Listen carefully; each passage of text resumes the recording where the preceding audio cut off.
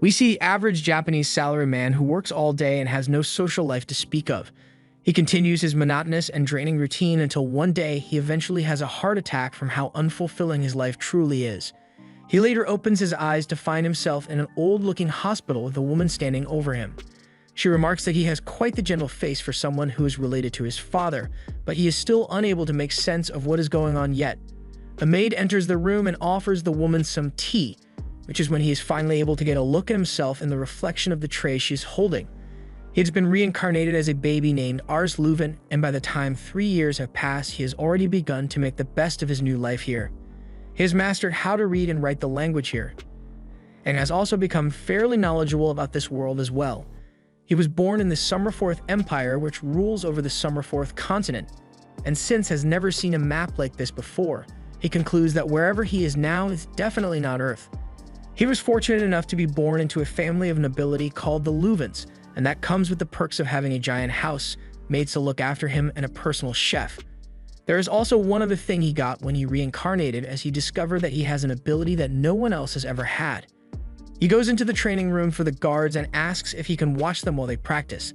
They all like Ars, so they see no reason not to let him watch, although it's a little strange that a 3-year-old is so interested in seeing them fight. As he walks around, he notices one guard who is struggling to use a spear, so he sees this as the perfect opportunity to use his special ability, Appraisal. With this ability, he is able to see all the stats of the guard named Milias, and although his cavalry stat is only at D, he has an archery stat which is at B, so Ars can tell that he would be much better suited to take up the role of an archer. After Milias loses his match, Ars goes up to him and asks if he has ever considered using a bow to fight his battles instead. Milias thinks bows are for cowards who enjoy being safe while they attack, so if you would never be caught using a weapon like that. But Ars insists that he thinks Milias would be a really good archer if he tried it out. He wouldn't normally agree to something like this, but since it's Ars that is asking, he caves and decides to try it out at least once. He's never shot a bow before, so he's not very confident with his chances of hitting the target, but Ars assures him that he'll be fine, so he stands in place and draws his bow to fire. The first shot is a bullseye, and Milias can hardly believe what he just managed to pull off. To make sure it wasn't a fluke, he fires several more shots at the target, and each land in the center, with one even managing to split another arrow. After seeing what Milias can do with a bow, all the other guards tell him he should switch to being an archer like Ars had said because he sucks at using a spear anyway. But they still have questions about how Ars was able to tell that Milias would be talented with a bow. There's not much he can say to explain his ability, so he just calls it instinct rather than explaining that he can see people's stats. He is confident in the accuracy of his ability after testing it out, but for some reason, he is unable to use it on himself. At dinner, Ars was getting ready to eat dinner when his father asked him if he had really discovered Milias' talent for archery. His father is Raven Leuvens, and he has a resting grumpy face, so he always looks a little angry even when he isn't. Ars thinks he is an amazing man since he was able to rise from the level of a farmer to nobility with his martial prowess alone. He is so powerful that he is able to take down 10 men all by himself if he needs to. He tells Ars to hone this instinct for finding other people's talent since he will one day take over as the lord of this land, and when he does, the ability to discern the talents of the people around him will be incredibly valuable. He gives his plate of food to Ars as a kind gesture, telling him that he wants Ars to grow up fast. Ever since that day, Ars has spent a lot of time reading up on the Empire, and that led him to realize that he is gonna be screwed if he doesn't change things soon. The rulers of Summerforth are corrupt, and because of this, the peasants are revolting all over the kingdom. If things go on like this, the Empire may fall, leading to widespread wars, and as the future lord of this place, he will be required to lead his men into battle, but he doesn't have the confidence to say that he could be successful in a war. He decides that he needs to prepare himself for such a disaster by gathering talented people to help him when that day comes. He heads out into the streets of the city and begins using appraisal to scan the people for anyone who has some kind of talent. However, even after searching for a long time and wearing out his eyes in the process, he still hasn't found anyone useful yet. Just then, he sees a kid being kicked out of a store and refused service by an old lady. Everyone sees this happen, but they are all racist as well, so they don't want to bother helping a Malkin.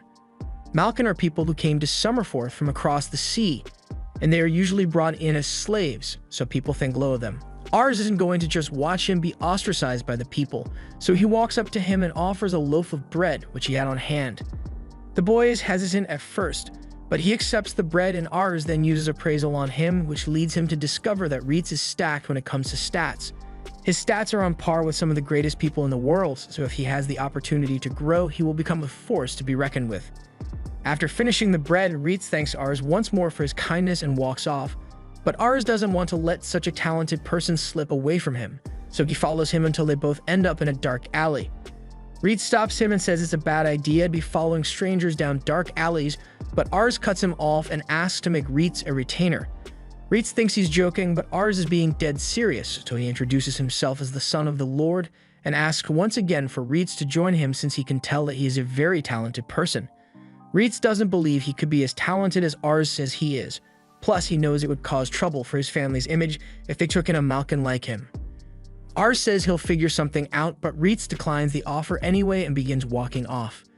As he is leaving, Ars begins chasing after him because he may never come across another person as gifted as Reincarnated again, so to convince him, he switches tactics and attempts to bribe him with all the delicious food his family's personal chef can make for him.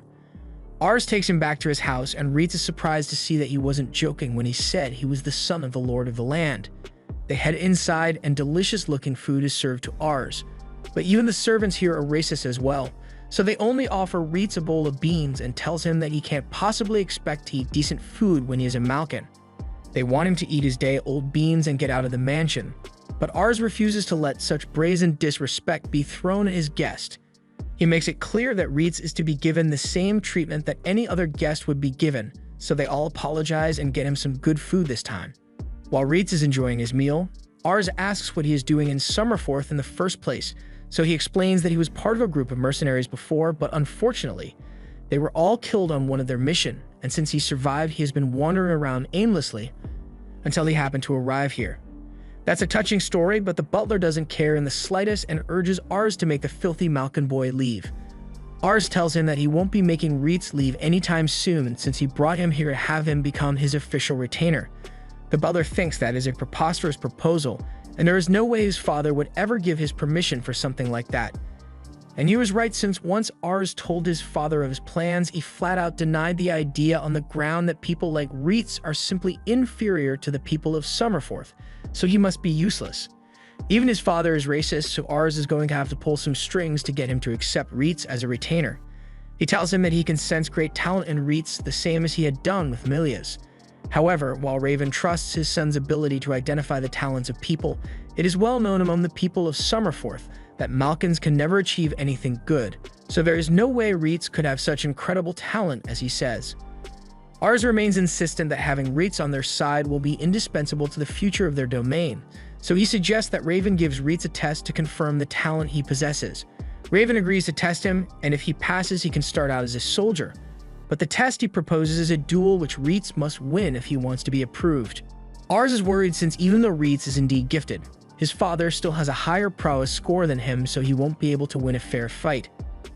Fortunately, Raven is still a decent man, so he's not going to have a serious fight against a 14-year-old. He'll give Reincarnated a handicap to make things a little more fair to him, and under these conditions, Ars thinks Reincarnated has a good chance of coming out victorious. Reincarnated has no objections to this, so Raven says they should proceed with the duel immediately. While they are walking off so Reincarnated can fight Ars' father, Reincarnated stops for a moment and asks why Ars is working so just to take someone like him as a retainer. The offer makes him happy, but it honestly seems too good to be true considering he is persecuted wherever he goes because he is a Malkin. Ars assures him that he is only going through all this effort because Reincarnated is important to him. He will one day become the Lord of the Land, and when that day comes, he wants to have Reincarnated by his side, so Reincarnated promises to do his best to win. They arrive at the practice grounds and everyone is confused about what's going on here. Raven asks for practice swords and an hourglass to be brought to them, and once the equipment is ready, he explains that all Reincarnated needs to do is land a single blow on him within the time limit to be declared the victor of the match. Ars thinks this might work out in his favor if those are the requirements, since even if Raven is the best swordsman in the land, Reincarnated's skill should be enough for him to at least land one blow on him. The duel begins so Raven charges at Reincarnated with full force, and although Reincarnated managed to dodge, he can tell that even with just a practice sword, if that strike has landed, it would be cleaning the pieces of his body from the floor. Raven is stronger than him, but Reincarnated is still able to hold his ground against him in the fight. The other soldiers are impressed that he is able to keep up with Raven at all since none of them have managed to do so, and that was when he was going easy on them. But right now, Raven is going after Rarest without holding back. At that moment, Rarest gets hit with a strike to the shoulder which sends him bouncing off the floor. He gets back up and looks over to Ars, who is rooting for him, so he regains his motivation to continue the fight and charges in with a new strategy. He ducks under Raven's first strike, and once behind him, he uses the glare of the sun as cover to block Raven's vision and land a strike. Raven still manages to block the strike, but once Rarest steps back to create distance, he announces that this duel is over. Rarest looks back to make sure he hadn't run out of time, that the hourglass still had some sand left in it, meaning Rarest has successfully landed a hit on Raven, even if it was just a light stroke. Everyone is shocked by the feat Rarest has just accomplished, and Raven congratulates him on his victory. He admits that Ars was right when he said that Rarest had an amazing talent, and after seeing it for himself, he is sure he may become a top-class swordsman in the future. Ars also has a bright future ahead of him if he was able to find such talent so easily. He had been worried about how Ars would handle the chaos in the world right now when the time came, but it looks like he has nothing to fear. Ars may even manage to become the new emperor of the land, but that's a little ambitious for the lord of such a small village. Rarest has also become quite popular among the soldiers, now that they have seen what he can do, and a little while later, Ars goes to see if Rarest has adjusted to his new life here. He is dressed in his new uniform as he has decided to take on servant duties as well, since he wishes to help out as much as possible. He also expresses his immense gratitude to Ars for saving him from a life on the streets, and to repay that debt, he will stand by his side from now on.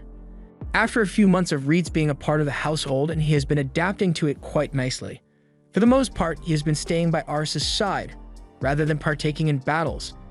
And with all the tutoring he has had, he has become one of the most knowledgeable people in the whole house, so both the people of the town and the house have come to accept him as one of them. This is further emphasized when Ars hears a couple of maids talking about how handsome and hardworking Rarest is. Rarest soon approaches Ars because they have a scheduled lesson together, so Ars happily puts down his book and joins him as Rarest goes on to explain the history of the Summerforth Empire. It was once composed of 7 individual nations, but of those nations, Ansel took advantage of its strategic position to conduct trade operations with all the other kingdoms. Eventually, Ansel invaded and conquered the neighboring kingdom, having the entire continent under the control of Ansel's king, Anathus Bidoras. The continent was later renamed the Summerforth Empire, and all this happened 200 years ago, but now the Summerforth Empire is in dire straits. The acting king, Bidoras VIII, is only 8 years old, so all the power is actually held by his retainers, who are more concerned with gathering wealth and power for themselves than with the longevity of the empire. With the current power system, people have begun to lose faith in the empire, and revolts have been popping up left and right as a result. For these reasons, several provinces made the decision to ditch the whole loyalty to the crown thing and instead focus on keeping themselves afloat. Right now, they are just a minor problem, but Ars' father is already being dispatched to deal with them. So one day they may be a serious threat, and Ars needs to be prepared for that. He asks Rarest if he has any idea where Ground Zero would be if a major revolt were to happen. So he points to the Mission province as a likely spot. Their ruler is currently old and in poor health, so once he's out of the picture, all hell is going to break loose. He has 2 sons who could take his place, and normally it would be the oldest, but the youngest is actually better suited for it than him. This will most certainly lead to a war, since both brothers want to inherit the position, and Ars wants to know who Raven would choose to follow if that ends up happening. From what Rarest knows, Raven believes it is the older brother's right to succeed their father. Ars is worried, since if his father ends up on the losing side of the conflict, then things could end up going really badly. Although while Ars is nervous, Rarest sees this as a good opportunity to rise up in the world for Raven. After all, a good showing in a major conflict will be a great addition to his accomplishments, so Rarest suggests they try to prepare for the occasion in order to make the outcome more certain. To do that, they are going to need to find more talented people, so Ars and Rarest prepare to head into town. As they leave, they spot Raven, who has been training far more frequently in preparation for the looming war. Once he notices his son, Raven asks if he plans to head into town today, and Ars confirms it, adding that he wants to look for some more exceptionally talented people. Since Ars' track record speaks for itself, Raven trusts that he will find someone amazing, but he asks that Ars try his best to find someone who has a talent for magic, because it would be of great assistance in battles to come. Raven is unable to use magic on his own, and his retainers who can use it aren't particularly gifted in the art, yet magic could easily turn the tide of a battle. So finding a gifted magic user is important. Ars and Reitz head out to the capital of Canary to find a magic user, but Ars is shocked to see so many people filling the city streets. According to the information Reitz had gathered, the city has a population of about 50,000, which is way more than Ars had imagined it would be. This place is ruled by the House of Pyres, and the people here look very wealthy, which I'm sure wasn't achieved by any nefarious means, so Ars wishes to someday provide this kind of life for his people back in Lamberg. There are a lot of people to choose from, so Reitz is sure they'll find someone adequate for the job in no time at all. However, even as Ars scans through every single individual in the town square, he doesn't find a single person that would be a promising mage.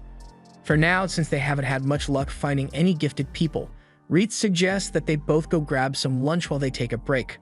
Ars is happy with that idea, but as they are heading to a market, they walk past an alleyway where Ars learns that things are never as pleasant as they seem at first glance. Reitz explains that no matter what, wherever there is wealth and prosperity, there will also be the poor and decrepit.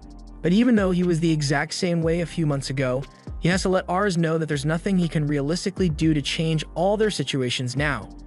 He had looked at the flashy town earlier and thought it was wonderful, but with a sight like this, his opinion has changed. What he wants to create is a town where even the less fortunate are able to make a living for themselves. And though he knows he is just being wishful, he would like to find a talented mage among one of the poor people here, so he can at least save one person. While he says this, there is a cloaked girl listening in on their conversation, but she soon slinks away from the two. Ars and Reitz make it to the market, and Ars is drooling over all the amazing food available here when he gets called out by a fishy stall owner.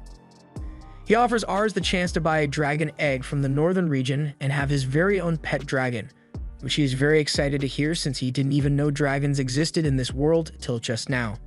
He really wants a pet dragon, so he reaches into his bag and says he'll buy 3. But then Reitz pulls out a knife and holds the stall owner at the blade's edge. He is insanely angry that someone would dare try to scam Ars in front of him, and although the scammer tries to deny any wrongdoing, Reitz knows better. Trade with the northern region was frozen last year, so the only way he could actually get dragon eggs was if he illegally smuggled them in. But even at that, these are just regular old lizard eggs from the Ansel region. Reitz won't take such blatant disrespect to his master, so he is prepared to kill this man right now. However, Ars doesn't want to get into any trouble for murdering a local, so he tells Reitz to just let it go since it was his own fault for nearly falling for it. Reitz realizes that he's making a scene, so he calms down and apologizes to Ars for being so hot-headed. After finally getting some food to eat, Ars notices a candy stall across the street, so he runs over to go get some for himself. But as he pulls out his money pouch, a girl bumps into him, and his pouch gets poached.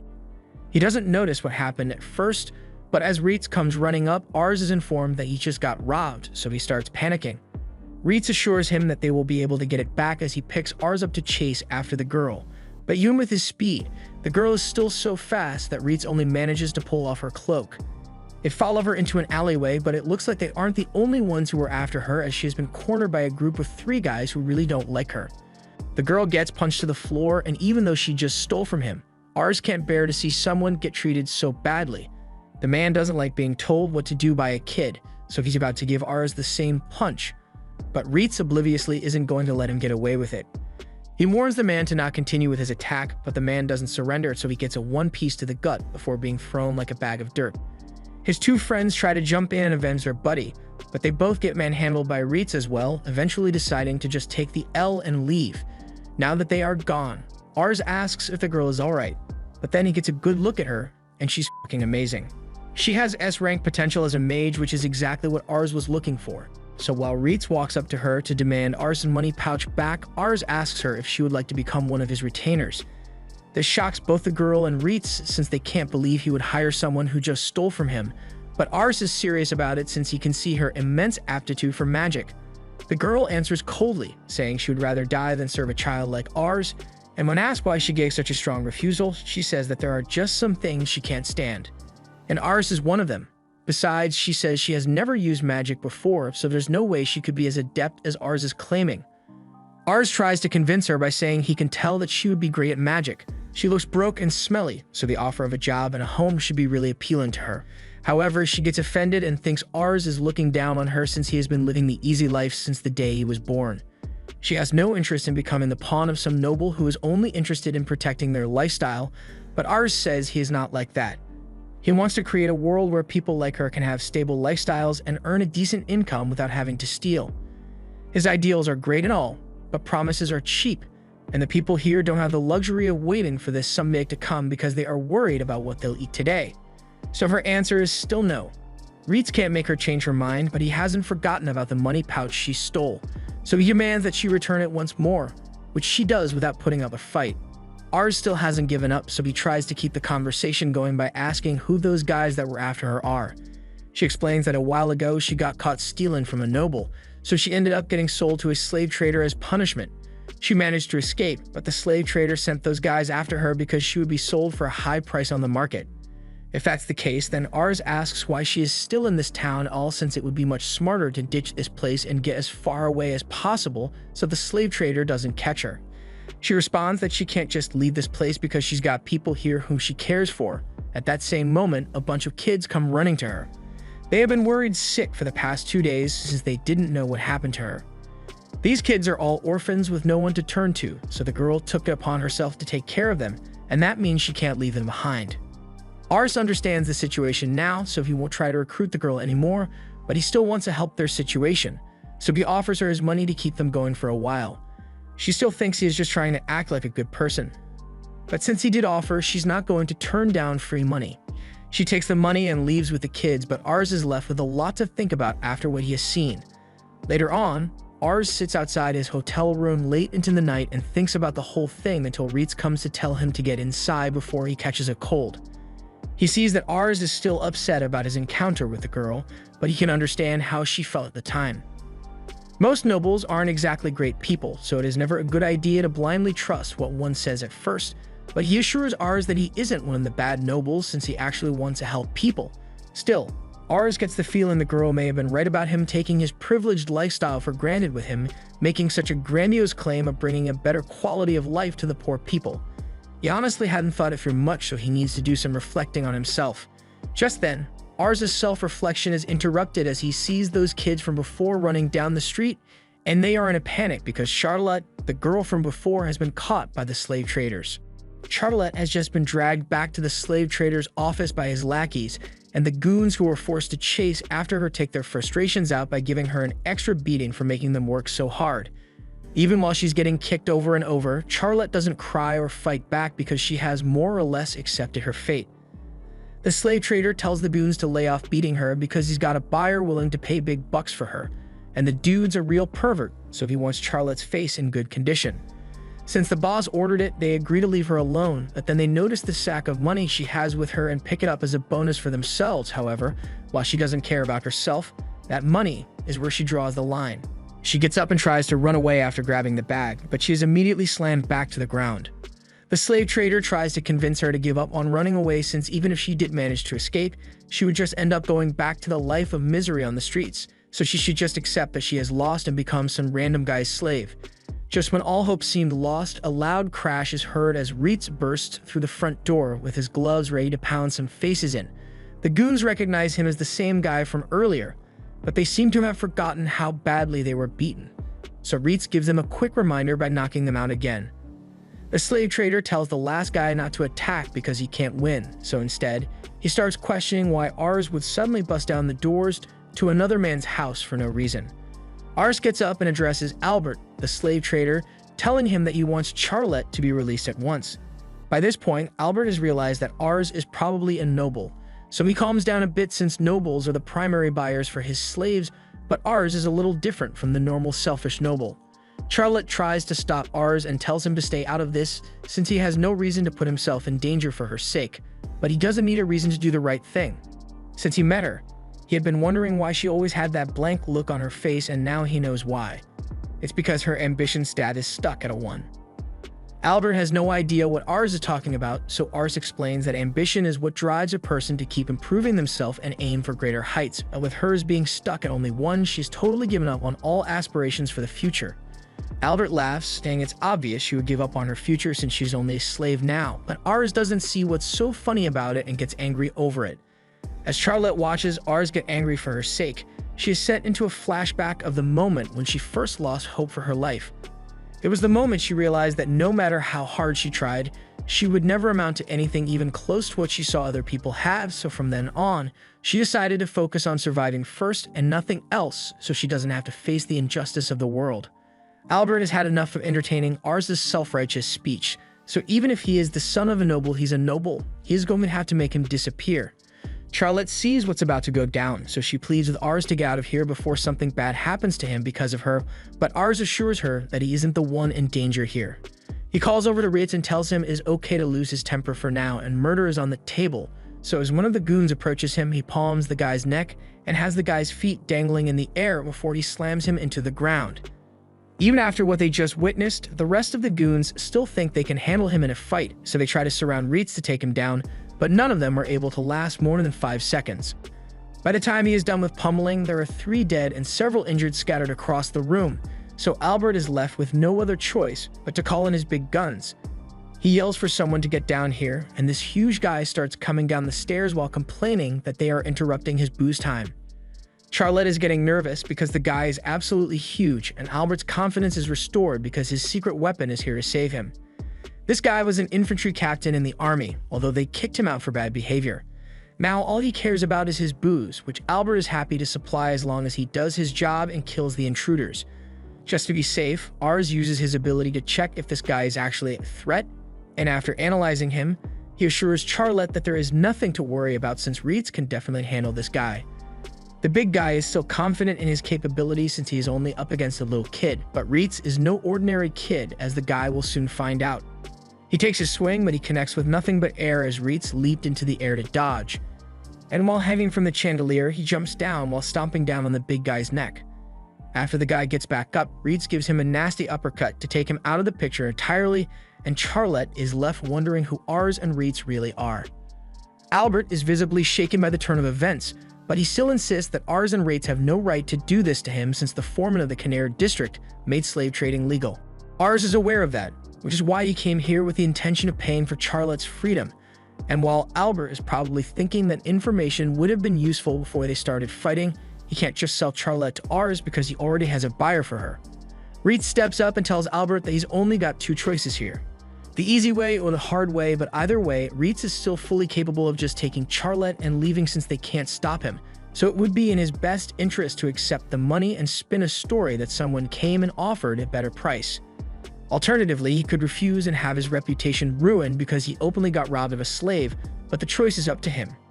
Given the options he has, Albert is forced to concede and agrees to let them take Charlotte, so Ars and Ritz both turn back to Charlotte, and since everything is finally settled, Ars stretches out his hand to Charlotte, saying they should probably get back to her friends since they are worried sick about her. Charlotte doesn't say a word to him, but her opinion of Ars has changed a lot in the past few minutes. As they are leaving, Charlotte stops for a moment and says there is a place she wants to visit before they return.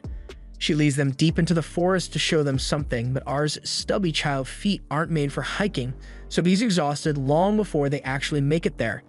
After a few more minutes of walking, Charlotte says they've arrived, so Ars looks up and is pleasantly surprised by the amazing view he gets to see. This has always been her secret spot since when she sees the whole town from up here. Her problems always seem small in comparison. If the spot is so special to her, Ars asks why she would choose to share it with him. She brings up what Ars had said earlier about wanting to create a town where people like her can live stable lives, but she wants to know why he cares so much in the first place. Ars answers that it is because he likes children, which doesn't make a lot of sense to her since he's still basically a toddler compared to her, but hear him out for a second. He's had a whole life in Japan before he reincarnated here, and something that always managed to lift his spirits when he was tired was the smile of a child, and that's because a child's smile is so full of hope and just plain cute. So he wants to protect those smiles no matter what. Charlotte is satisfied with that answer, so she agrees to go with Ars after all. Ars is happy, but he thought she had a commitment to those kids, so she couldn't leave. That may be true, but the reason she is leaving is because she wants to help Ars make a place where they can have hope for the future. Since she'll be joining them, Ritz asks to see her demonstrate her talent for magic using this magic tool. Ars asks where he got that, and he just so happened to find it on the floor of a house they just visited, although it was attached to an unconscious body. It's not that he doubts that she has talent since Ars recommended her after all, but he wants to see it for himself so he can respect her as a comrade.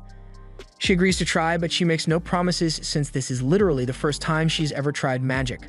Reese shows her how to cast a basic spell, and Ars waits in anticipation since he doesn't know how much power a person with S-rank mage potential would have. As Reese finishes showing her how to cast the spell, she points her hand to the sky and recites the incantation, causing flames to gather around her hand, and eventually a massive blast is fired off, creating a huge explosion in the sky. Both Ars and Reitz are left in stunned silence over what they've just witnessed, and the people of the region are left wondering if they are being bombed or something. Charlotte takes a moment to accept that she actually just did that, and after that, she turns to Ars and Reitz, who still have their mouths open in shock. Ars already knew she was amazing at magic, but seeing it with his own eyes is still an amazing sight. Before they go, however, Charlotte has one more request to ask. She wants to confirm that being his retainer means she will get a place to stay and food to eat, which Ars assures her of. She will also be getting a monthly salary, although it won't be that much. Since that's the arrangement, Charlotte asks if Ars could send her salary to the kid she was looking after, since they'll have a hard time getting by without her around. All she really needs is a place to stay and some food to eat anyway. Ars agrees to do that for her and says he can't wait to see what her future holds. She gets down on one knee and pledges to do everything in her power to make Ars' dream come true, but Ars tells her to quit being so formal because he finds it awkward. He tells her she can just talk to him like normal, and she agrees to do just that because she doesn't like speaking formally either. Now that he has accomplished what he came here to do, Ars thinks it is about time they return home, especially since they have already spent all the money they have on hand anyway. They head back into town, where Charlotte says goodbye to the kids in town, and right before leaving to return to house, they take a little snack break. Charlotte never really learned table manners, or any manners for that matter, so Reitz is going to have to drill them into her brain so she doesn't end up disgracing Ars in the future, but she doesn't like the idea of having to learn boring stuff like that. After a long journey, they later arrive back at House Leuven, and Ars introduces his father to Charlotte, but his initial reaction upon seeing the new mage is refusal, since he believes the battlefield is too dangerous for a girl like her. However, once he sees her create a dragon-level explosion with a basic fire spell, he immediately changes his attitude and welcomes her to House Leuven. A few years after Charlotte joined, Raven returns after yet another battle, and Ars is there to greet him as soon as he arrives. He's glad to see that everyone made it back safely, so he asks his father how the battle went this time around. Raven is happy to say that it was an overwhelming victory, and largely because of Charlotte, who has grown in several ways over the past few years. Ever since she was inducted into the mage unit, she has been the star of the show and quickly became one of the most feared mages in the country. Because of her, their mage unit is now regarded as the pride of the Hovent, right alongside the infantry unit. Ars knew Charlotte was talented from the moment he saw her, but he never would have guessed that she would make such a difference by herself, so he is even more motivated to find more exceptionally skilled people. In other news, Ars now has a baby brother and sister, and Ars can already see that they will be valuable members of the family from their stats. Just then, Reitz comes into the room and says he has excellent news for Ars, since there might be some new talent in town. A family of hunters has just moved in, and two of the boys are really strong and tall, so the townspeople are singing their praises. They won't know for sure if they are the kind of talent Ars is looking for until he sees them with his own eyes, so he and Reitz soon prepare to go and meet this family. Reitz has been told that they live out in the forest near the town, so they'll need to go by horseback, but before they depart, their attention is drawn to Charlotte, who is having lunch in the tree above them. She asks where they are headed, so Ars explains that they are going to scout out some new prospects for talent. If that's what they are doing, Charlotte says she'll accompany Ars as an escort since she has the day off, and Ars is happy to have her come. But he didn't expect the ride to be so awkward since it's cramped with three of them on the same horse. Charlotte complains about the horse being slow, but Reitz tells her that it's her fault for insisting on coming along and weighing them down. Just then, a wild animal runs past, and an arrow flies through the trees, impaling and killing the animal. Shortly after, two brothers emerge from the brush and are happy to see that they caught their prey. But in the middle of their banter, they notice that there are other people in the area, so they apologize for firing so carelessly and putting them in possible danger. Ars gets a good look at them and realizes that these are the two hunter boys they were looking for, and they are pretty impressive since Gatos has A-rank infantry skills, and Marcus has A-rank archery skills.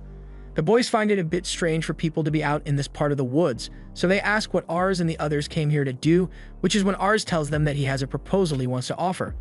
The boys invited Ars to their home, where their father has prepared a delicious feast for them, but he apologizes for not being able to do more for such important guests.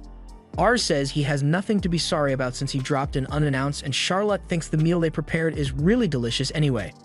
The boy's father then asks what business Ars has with them all the way out in the forest, So Ars tells them that he is here to recruit Gatos and Marcus as soldiers to join the Luvan army. This is great news for the two boys since they always wanted to make a name for themselves as soldiers, and their father is grateful for the opportunity, but he wishes his other son, Rosal, could have talent like Marcus and Gatos. Ars didn't know the man had another son, so he asks where he is now. So Charlotte points out the redhead boy that just slipped past them to take a loaf of bread. The father scolds Rosal for trying to sneak away without saying hello to the son of the Lord of the Land. So Rosal does his best to give a greeting, but while he is doing that, Ars takes a look at him, and he sees that Rosal's intelligence has a max of 109. That's probably the highest in all of Leuven, and though it may be only at 45 right now, he is a 5-year-old, so it's to be expected. With proper training, Ars believes Rosal would be an excellent retainer, so he asks him to become one. Ars believes his offer is a great deal, but Rosal wants nothing to do with wars, so he sees Ars and the others as cruel tyrants who are trying to force him to die on the battlefield. So he says a firm hell no and shuts himself back in his room. Ars can't believe he got rejected, so the father explains that Rosal is pretty timid and frail compared to his brothers. His mother died 2 years ago, so he has been withdrawn ever since then. Normally at his age as the son of a hunter, he should be out chopping firewood or learning how to hunt, but as he is now, he would barely be able to survive on his own, much less go to war. Ars explains that he doesn't want Rosal to become a soldier because that's not what he is suited for. The talent he possesses is one that would make him an excellent strategist, and now that he thinks about it, the father had noticed that Rosal has always been rather clever. Ars wants to ask him one more time to become a retainer, so he enters Rosal's room, but he only ends up scaring him even more than before. Ars apologizes for startling him, but then he notices that Rosal was reading a book, so he asks if he enjoys reading. Rosal confirms his love for reading, although this is the only book they have and his mother used to read it to him before she passed away. Ars feels bad for Rosal, so he asks him if he would like to come to the library in his house and take some books. Rosal is excited to hear this at first, but he doesn't trust Ars' intentions and thinks he is going to try and force him into the army as payment for the books he uses. But Ars denies such underhanded motives and says he just wants to help Rosal explore his love for reading. If that's really all he wants, then Rosal agrees to go, but only if his brothers can come along for his safety. Once they get to Ars' house, Rosal immediately begins screaming his lungs out when a dog starts licking him, so his brothers tell him to calm down since it's not going to hurt him. They are amazed by how large Ars' house is, so Ars offers to have Charlotte show him around the place since she is the head of the mage unit, but she really doesn't want to. That is, until they both express how awesome they think she is, so she takes a liking to them immediately. While Charlotte is showing them around, Ars takes Rosal to the library and Rosal is amazed beyond measure because he has never seen so many books in one place before. He is free to read as much as he likes here, but Ars says he has to get going since he has his daily lessons to complete, so Reitz will be here for him in case he needs anything. A few hours later, Ars had fallen asleep at his desk, and once he wakes up, he frantically ran downstairs to speak with Rosal before he leaves. He makes his way to the library and asks Reitz if Rosal is still here, but Rosal is passed out on the floor since he exhausted himself trying to read as much as possible. Reitz is impressed with what Rosal is capable of since he read and understand concepts he had never heard of almost immediately. So Ars takes a look at Rosal's stats and he can see that his intelligence is already shooting up. Just then, Charlotte and the two brothers arrive to pick Rosal up, but they see him passed out in a pile of books. They are glad to see he is doing what he loves, but they can't understand what Rosal finds so interesting about books since he never learned to read. Ars is shocked to find out that Rosal never learned to read, so when he gets back up, he asks how he learned to read.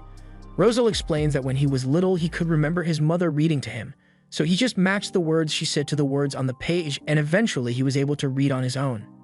His brothers have a hard time believing that since he was only 3 years old when their mother used to read to him, but Rosal just says he is able to remember everything since the day he was born, so everyone is even more shocked. After hearing just how amazing Rosal is, Ars is willing to do anything to win Rosal over. Later, Ars is thinking of a way to show Rosal and his family that there are ways to hunt without needing to be physically gifted, as that may give Rosal the confidence to become his retainer. He tells them that traps are a common method for hunting in other countries, but Marcus and Gatos don't think it will be effective against the animals here since they are pretty smart and quick. However, Ars has faith that Rosal's brain can come up with something that will be effective, and then his father will surely have to acknowledge him as a capable hunter. Rosal doesn't think he'll be able to do something like that, but his brothers are here to support him and say they will do anything to help him. Rosal wants to prove that he can be useful, so he agrees to give it his best shot, and after a lot of off-screen work, a trap has been constructed. Rosel's father comes out a while later and he is shocked by what he sees before him. The boys see him and excitedly show off what Rosel was able to come up with as they tell their father how to look inside the trap. The father obliges and he is shocked to see that it is full of animals. The brothers proudly state that it was all Rosel's idea, so they push him to tell their father how he came up with it. Russell timidly says that he learned that these animals mindlessly charge at anything that is the color yellow, so he used a painted wall to get them to run into the trap. It's safe to use it since no human would ever fall for it, probably, and he also came up with a way to keep baby animals away by hanging herbs, which they are known to avoid. Rosel's father just stands there dumbfounded because he has just realized two things. Rosel is a genius, and he just made the family business of hunting obsolete with this trap, and it only took him one day to come up with it. After processing his thoughts, he asks the older brothers if they are leaving tomorrow to join the Luvan army, and once they confirm it, he tells them to take Rosel with them. Rosel doesn't know where his father's sudden change in attitude came from, but his father is adamant that Rosel needs to leave home, and he has nothing else to say besides that, so he walks away. Rosel now believes his father must hate him for making hunting redundant, so he accepts that he's just going to have to go with Ars since he has nowhere else to go. But Ars tells him that he can't leave yet, at least until he has cleared up this misunderstanding with his father. Rosel's mother fell ill shortly after he was born, so he has always believed that his father hated him for being the reason their mother died. Even though they never said that, he believes that's what they all think about him, which is why he always locks himself in his room. Right now, he is wishing he had never been born, but then he hears some movement on the roof, and it happens to be his father and brothers. Marcus and Gatos both came to thank their father for raising them well, but they ask him why he had to talk to Rosel in that way earlier.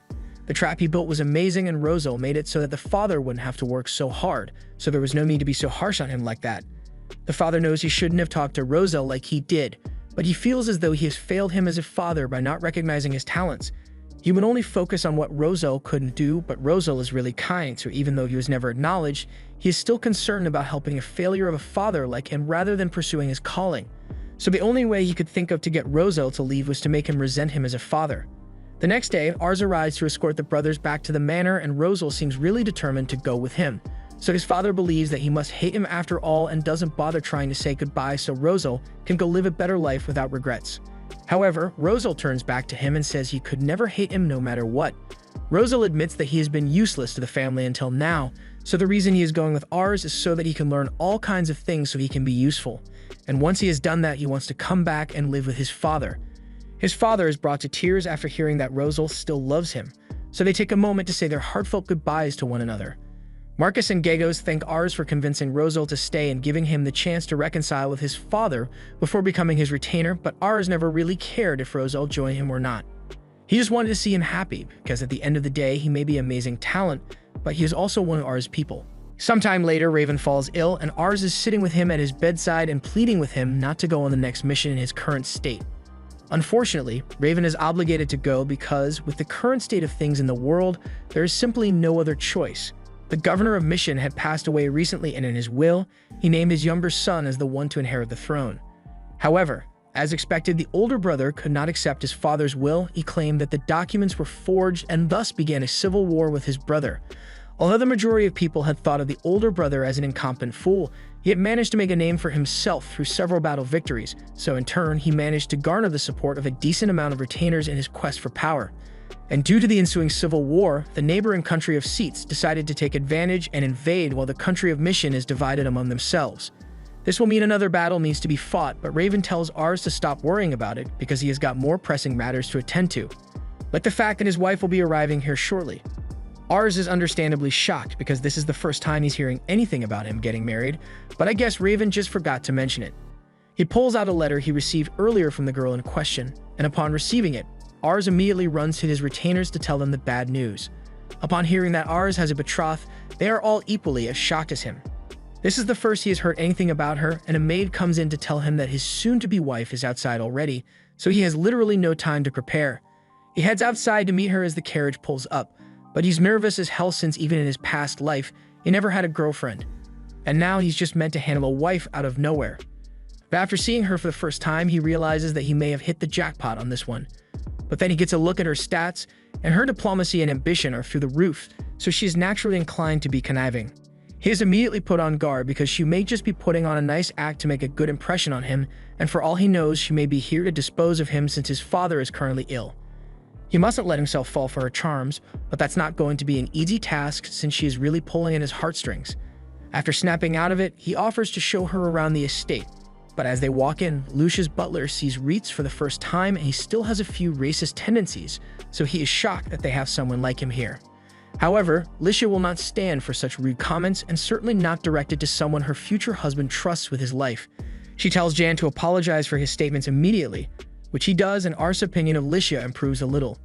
As she is shown around the estate and meets all the people who work here, she has nothing but good things to say about everyone here. And while she and Ars are sharing a meal together, she talks about how delicious the meat in the food is, which gets Ars to start explaining the whole story behind how they came up with a new trap system. But in his excitement, he failed to notice that he had a little sauce on his cheek, so he gets embarrassed when she points it out. Ars must admit to himself that Lucia is a master at communication if she is able to keep a conversation going with him, and in addition, she is quick-witted and more beautiful than anyone he has ever seen before. If he hadn't seen her stats, he would have been head over heels for her by now. But that aside, Lucia continues the conversation by mentioning that she got to see a little bit of Lambert while she was on her way here, and she is truly delighted by how lively it is. Ars agrees with her and says he would have personally shown her around town had the weather been more favorable, but Lucia tells him that she doesn't think that's going to be a problem since the rain isn't going to last long. A few moments later, the rain clears up just as she had said it would, and Ars is utterly amazed, so he asks if she has the ability to control the weather or something. She tells him that it's nothing as special as weather powers, but rather, she just watched the clouds on her way here, and she was able to tell that the rain wouldn't last long from how the clouds moved. And since the sky is clear again, Ars will be able to show her around town after all. Meanwhile, outside the door, Rosal and Charlotte are spying on Ars's lunch date, and Charlotte asks Rosal what he thinks about Lucia, and from what he can tell, she is the very definition of an ideal wife. But you would be lying if you said she didn't seem a little scary. Charlotte was thinking the exact same thing, but that's mainly because she is jealous of her. Ars and Lucia head out into town, and he introduces her to the people as his future wife, so they are all excited and plan to throw a celebration for him. However, close by, there is an argument going on between two men, so Ars and Lucia rush over to see what's going on. The reason for the disagreement is that a furniture maker says he placed an order for fire Maggie stones, but the seller brought sound Maggie stones, and they are now arguing over whose fault this is. Since he is going to be the future lord of the land, Ars thinks he should try to do something about this dispute, but he can't afford to fail since one slip up here would show weakness, and he can't let Lucia see any signs of weakness from him until he has made sure of her intentions. Just then, Charlotte and Rosal show up, and Charlotte asks if Ars would like her to settle it, since one hit from her magic should be enough to put an end to their quarrels as well as their lives.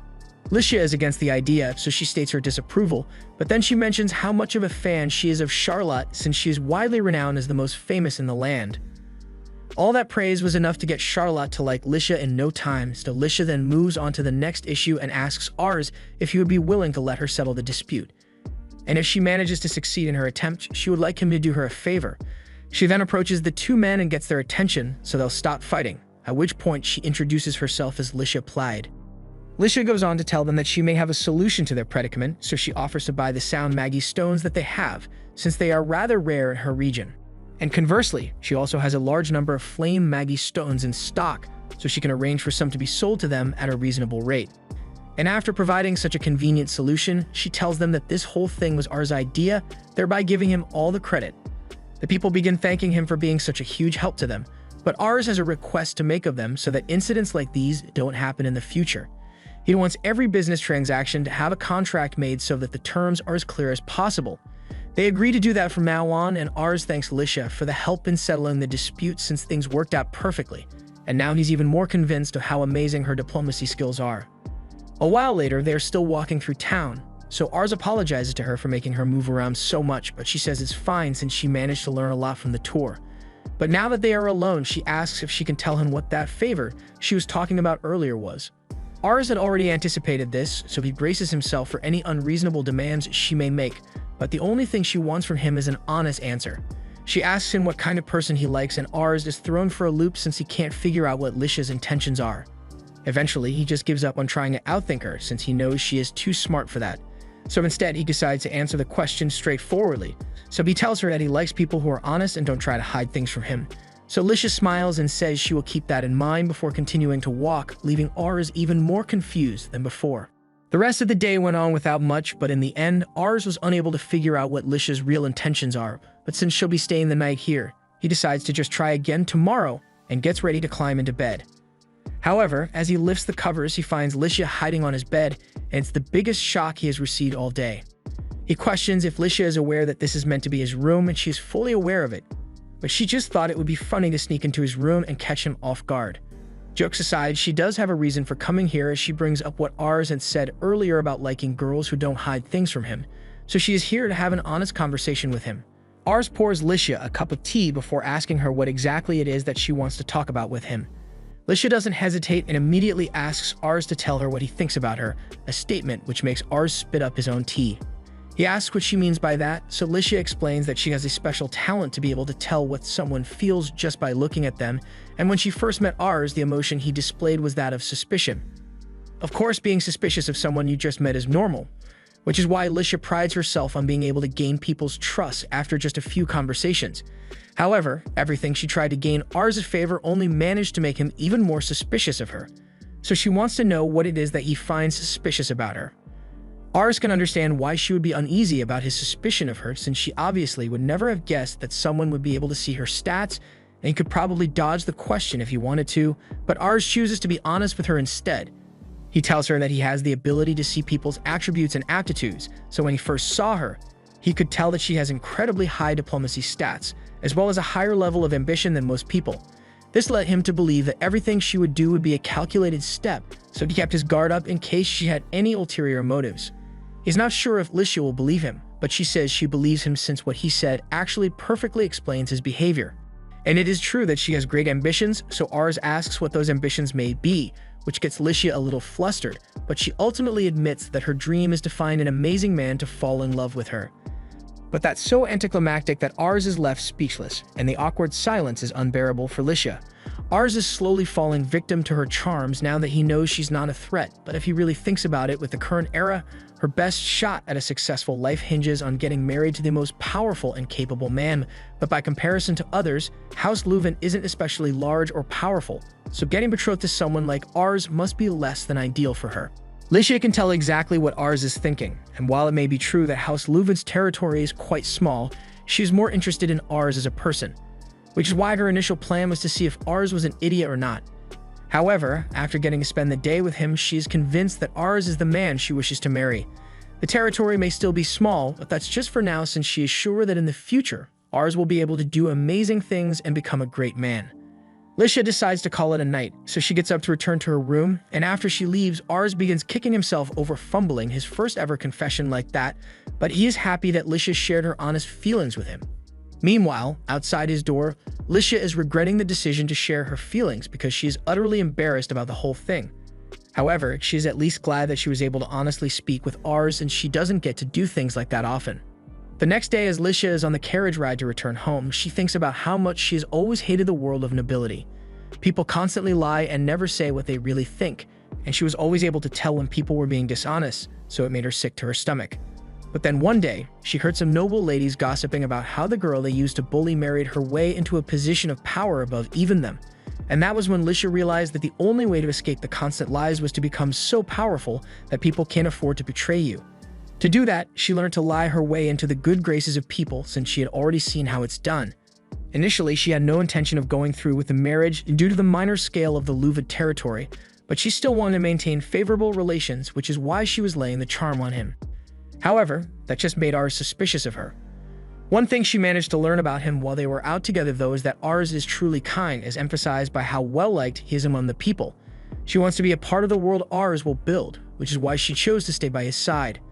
She is also sure that his kindness will cause him some trouble with people who want to take advantage of it, so she'll make sure she's there to end them if anyone tries to hurt her darling Ars. After Lisha left, she and Ars began exchanging letters, although Ars is still a bit nervous writing to her. Recently, things have been quite peaceful, with the mission's civil war having died down a bit, and Raven seems to be recovering from his illness as well, so Ars wishes these peaceful times could last forever. This was the end of episode 5. Thanks for watching. Subscribe to not miss the next part.